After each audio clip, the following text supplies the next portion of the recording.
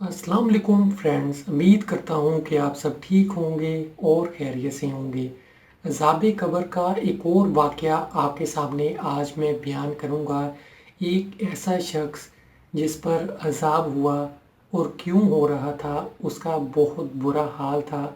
एक ऐसा गुनाह जो हम हर रोज़ करते हैं, हम मुसलमान हैं, लेकिन हम फिर भी इस गुनाह को बार बार करते हैं और ये गुनाह बहुत से लोगों में पाया जाता है।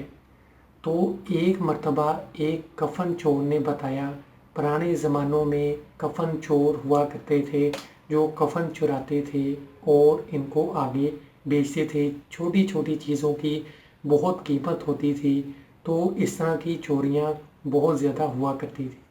तो उसने खुद बताया कि एक मर्तबा मैंने एक कब्र खोदी, तो कब्र के अंदर एक काला मुर्दा खड़ा था।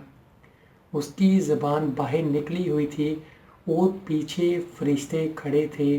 कफन चोर डर गया। उसने हिम्मत करके पूछा कि क्या हुआ है। तो उस मुर्दे ने जवाब दिया कि मैं बेनमाजी था, मेरी ज़िंदगी नाफरमानियों में गुजरी है और यहाँ बहुत से लोग हैं जिन पर कब्र का अज़ाब हो रहा है।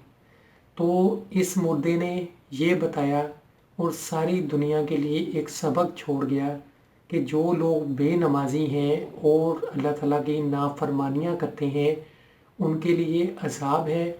और कैसे अज़ाब है वो आपने देखा। एक फरिश्ता उस शख्स के गर्दन में एक जंजीर बांधे हुए था और इसके अलावा उसका बुरा हाल था। उसके इर्द गिर्द आग थी और वो आग से जल रहा था। इतना सख्त अज़ाब है अल्लाह ताला की नाफरमानियों का।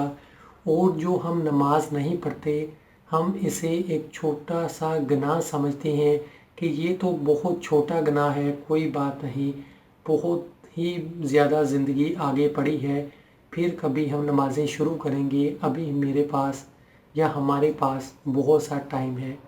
तो इस सोच में हमारी ज़िंदगियां गुजर जाती हैं, लेकिन हम अपने आप को नहीं बदलते।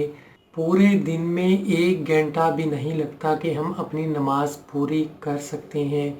इसके अलावा देखा जाए, आजकल की हमने अपनी ज़िंदगी इतनी मसरूफ़ बना ली है कि हम कई कई घंटे टीवी के सामने, मोबाइल्स के सामने, इंटरनेट गेम्स खेलते हुए बहुत ज़्यादा टाइम अपना गुजार देते हैं। कई कई घंटे गुजर जाते हैं, लेकिन हमें इस बात का एहसास नहीं रहता कि एक नमाज है जिसे हम छोड़ रहे हैं और हम दूसरी दुनिया में जाके मुश्किल में पड़ सकते हैं।